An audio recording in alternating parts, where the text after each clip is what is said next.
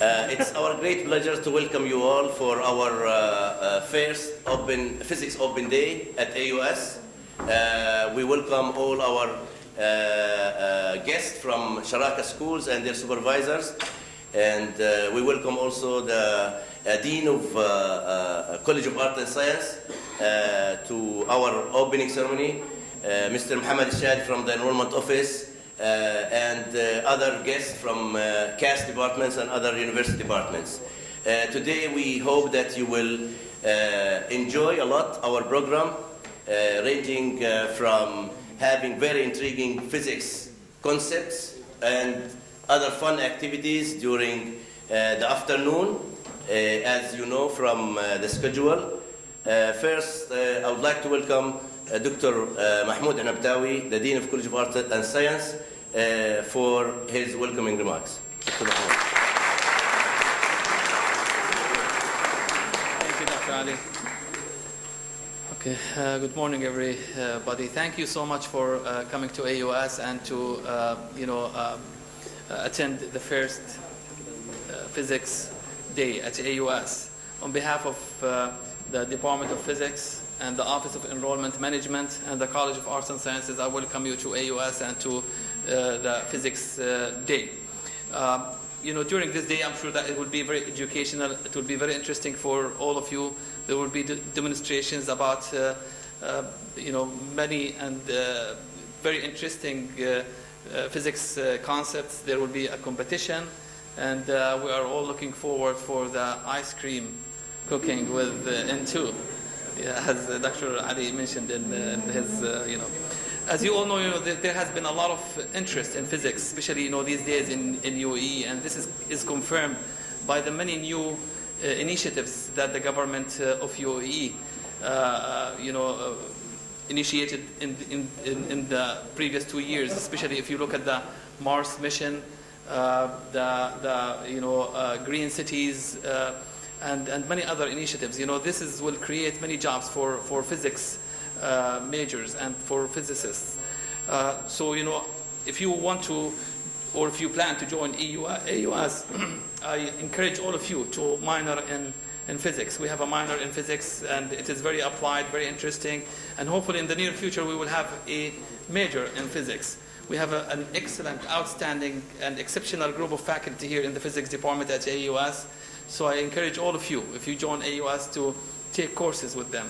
It will be a very interesting, very educational experience to all of you.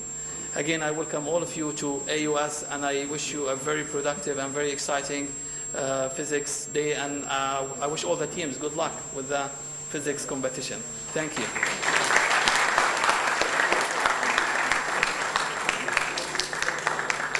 Thank you, Dr. Mahmoud. Now I would like to welcome Mr. Mohammed Shahid from the Enrollment Office, who will talk to you a bit about the admission procedure at AUS. Mr. Mohammed.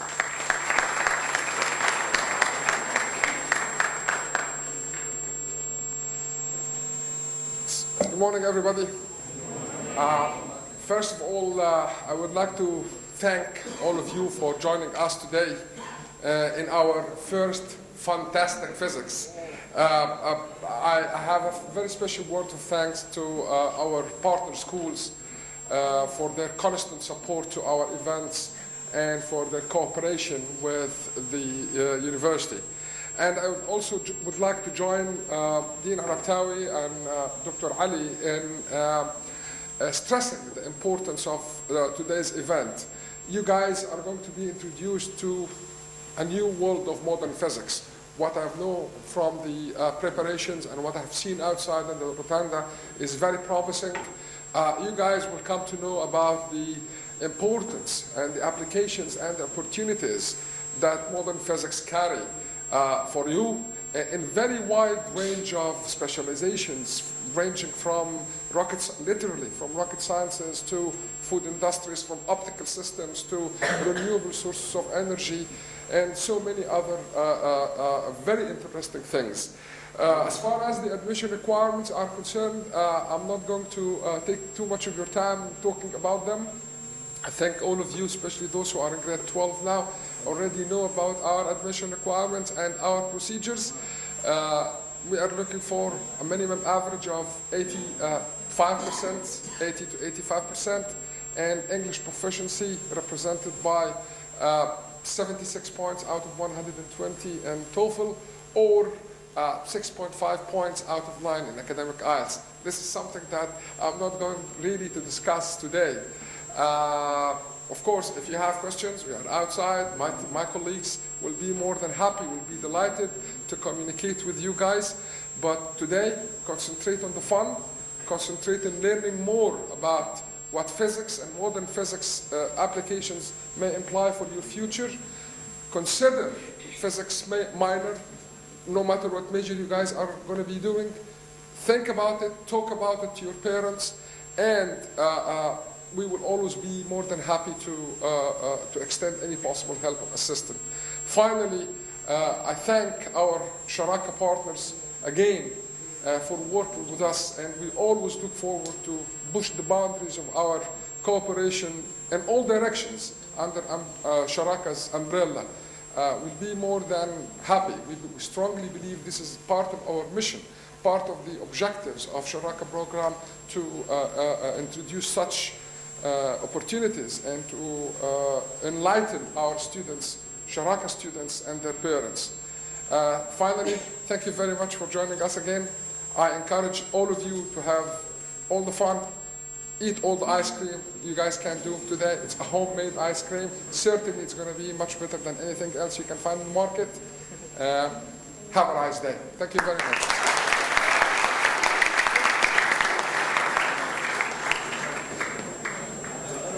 Thank you, Mr. Muhammad.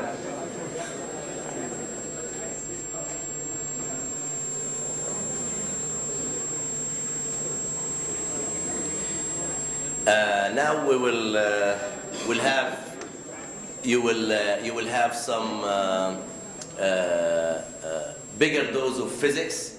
The first lecture will be delivered by Professor Nasser Hamdan from the physics department, who is an expert in X-ray and its applications, ranging from basic science to application in the cultural heritage, to in the environment, and also is an expert in superconductivity. So Professor Nasser Hamdan now will give you a brief overview of X-ray and its application. Professor Hamdan. Thank you, Dr. Ali. Good morning, everybody. As the title indicates, I was given only 60 minutes to talk, 15 he says. So I tried to collect a few examples to show you some important applications of physics, and physicists can work not only in education, because education is a very important job, but some of you may not be interested in teaching, for example. So there are various fields. A physicist can work in various fields. So today I just collected a few examples. The first one is about superconductivity. It's just because my field of research is superconductivity, and it's a very important phenomenon. I will not show any of my research. I'll show only some applications, some history of superconductivity, because it's a phenomenon which was not understood for more than 50 years. It was like a magic. It had a lot of applications, but physicists did not understand why material becomes superconducting. Then I'll go back again to cultural heritage applications, forensic applications of X-rays. So I'll talk a little bit about electromagnetic radiation, and then application of X-rays. So a physicist can work in a museum as a conservator, as a restorer, or as an environmental science. I'll talk about air pollution. Air pollution, in a sense, not as environmental protection agencies do. They measure amount of air pollution, but here we measure the science. We understand the basics, the sources of air pollution, the reaction of pollutants in the air. So our work is a little bit different. It's really different from what environmental agencies do. So for superconductivity, it was a phenomenon discovered in 1911 by Ons in Netherlands, where he first liquefied helium. Helium is a gas. It becomes a liquid at 4.2 Kelvin, and suddenly he was measuring the resistivity of mercury. And mercury resistivity, he expected that the mercury will drop the resistivity to a certain finite value, but suddenly the resistance dropped to zero. And this phenomena is called superconductivity, absolute zero resistance, which means, and when you say absolute, it means both theoretically and experimentally. In other words, if you put a wire of a superconductor and pass a current in that, it will will go forever, continue without any change of its value. In fact, this was tried by experiment in the state. In one of the labs, they passed a 5 ampere current in a wire, and it remained exactly 5 amperes for 3.5 years. Of course, why it stopped? Because the truck that brings the liquid helium to cool it down had an accident that day. So, but it was exactly 3.5 years. This is the defining property. We call it zero resistance. And of course, you can imagine that the wires that transmit or transforms energy from the power plant to your house, for example, from Jebel Ali to here, they lose about 40% in resistance. But if it was made of superconductor, it will lose nothing. So it's a huge application. Another property which was discovered in 1933 by these guys, Meissner, it's called Meissner effect, that the superconductor expels the magnetic field, which means magnetic field lines cannot penetrate the superconductivity. They go around it. So therefore, it can repel the magnetic field. It's called a levitation phenomena. Also, it has a lot of application. This is superconducting material. This is a magnet. And this is a magnet now. This is superconducting material. It's levitated in the air. Of course, this phenomenon occurs at very low temperature, below 20 Kelvin, minus 250 degrees or below. This was until the 70s or 80s. This curve shows you the progress of discovery of superconductivity starting from the early 1900 until 1986. It was very low. And above in 1986, these two people in the IBM lab in Zurich discovered a new material which is non-superconductor. It was a non-metal. It's a ceramic. It became superconductor. Before that, all these are metals, simple elements or simple alloys. But now this is an insulating material. A ceramic becomes a superconductor. They got the Nobel Prize in the same year, 1986. And immediately, a month later, they discovered, or a couple of months later, by changing lanthanum by yttrium, they discovered it above about 93. And then you see the curve, the transition temperature. This is the temperature at which the material becomes superconductor. This is above liquid nitrogen. Today, my colleague Professor Mohammed Yilmaz will show you some demonstration of liquid nitrogen. Nitrogen is just air. You compress air. Helium is very expensive. If you want to work here, you have to use helium. And helium is very rare and extremely expensive and difficult to work with. So people start working on this. Tens of thousands of scientists start working on superconductivity during the late 80s until the early 90s. So the theory was not understood. It was like a magic until 1957. These three guys, Bardeen, Cooper, and Schrieffer, published a work that a very complicated mathematical model that explains the theory. They got a Nobel Prize in 1972, and their assumption that it happens in elements and simple alloys and at very low temperature. This is a major assumption, below 20 Kelvin, roughly. But in 1987, as I've seen before, people discovered above that, much above. Therefore, the theory failed. Now, there's no theory that explains superconductivity above, what am I doing? So above this temperature. So on the next slide, so until now, there's no theory. People are working, trying to understand what's going on. There are some models that explain certain aspects of it, certain phenomena, but they fail to explain the other phenomena.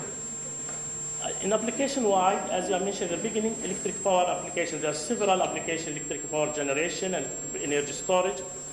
There are applications in industry, transducers and sensors. The major application that I just noticed last week, it was in the news, in the CNN and everywhere, that last week, in the 21st of April, the Japanese demonstrated the Maglev train, which based in the levitation phenomena, and recorded with a record speed of 603 kilometers per hour. So it can travel a 500 kilometer distance in 45 minutes.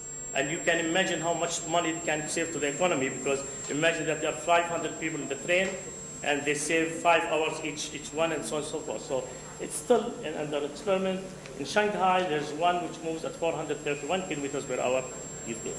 So this is just a quick view of our superconductivity, but the next main part of the talk will be about application of X-rays in cultural heritage and environmental research.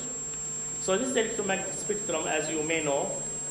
This is the wavelength of the wavelength. As you go to the right, the wavelength becomes shorter and shorter. This is the size of the wavelength. Football field, a house, baseball, and so on and so forth. This is the common name. You have radio waves, microwaves, infrared. Visible light is the very tiny part of the electromagnetic spectrum here.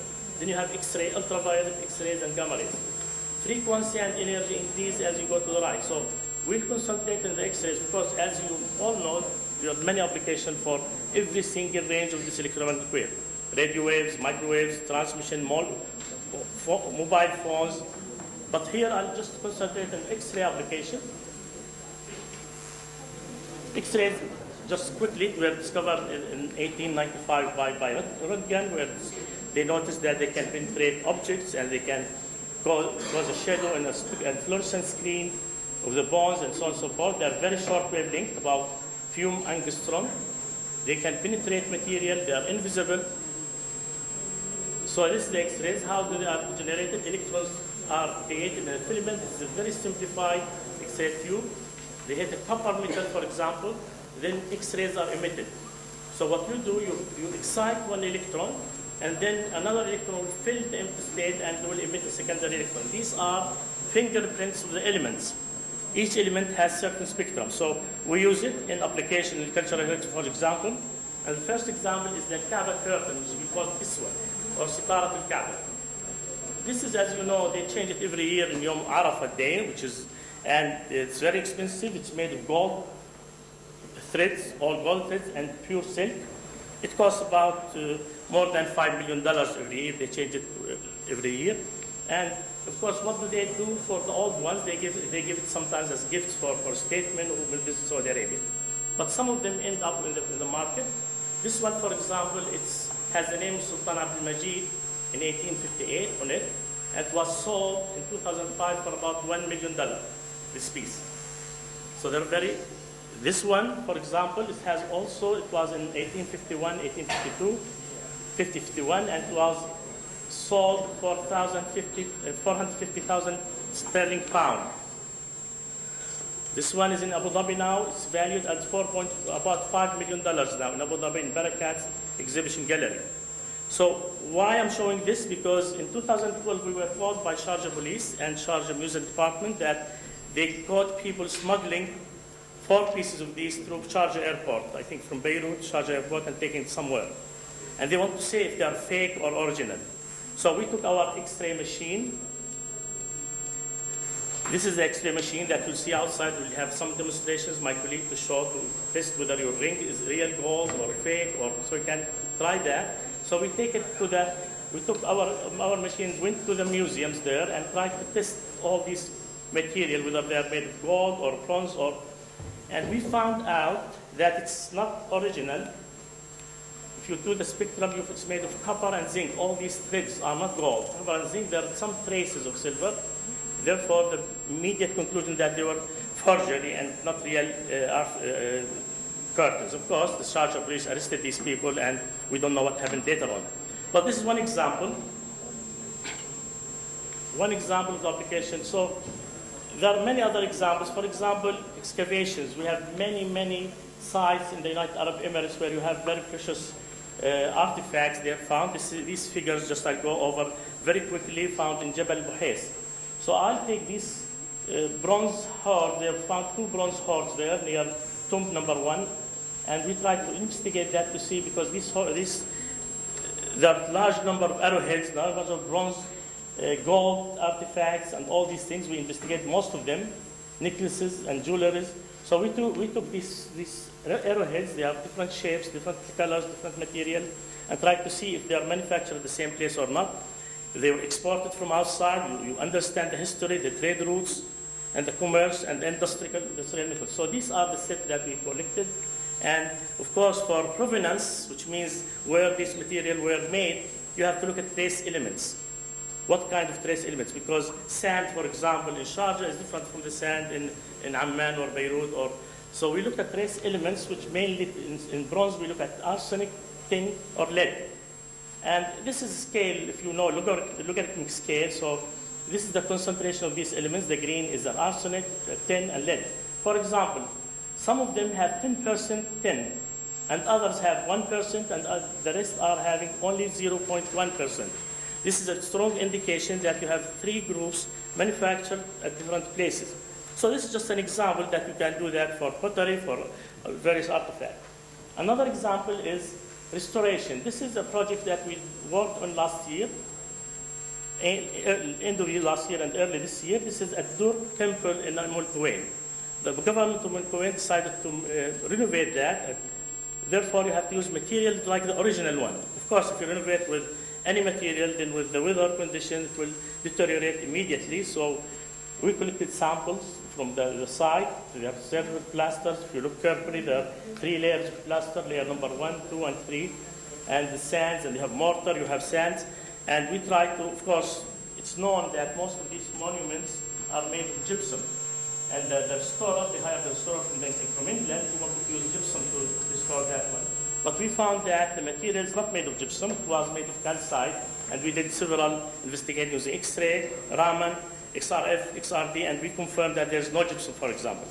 And the raw material was collected, we want to use exact, so we collect sand from 5, 6 materials, regions, and 2 samples from the same site. And we identified exactly from where they brought the raw material, 2,000 years ago. It was dated 1000 BC. So therefore, we knew exactly from where, and the restorers just made their conclusions, what kind of stone, what kind of soil, mortar, and plaster, and they did their renovation. They started the project last year. For example, is the perjury, for example. This is a Mughal painting, was sold to Sharjah Museum of Islamic Civilization. Well, not to the museum, but to a museum, employee of the museum, assuming that's original, 400 years old. He brought it to the lab, and we did X-ray mapping. And you see, for example, quickly, there's a map of titanium, a lot of titanium in the paper. And titanium was used for the first time in 1925. And this was bought assuming that it's 400 years old, so it's fake. It's not original because titanium was not used at that time. So there are many, many things you can discuss here. This is a huge peak of titanium. If you do, for example, this is the magnified picture of the necklace here, of the lady here.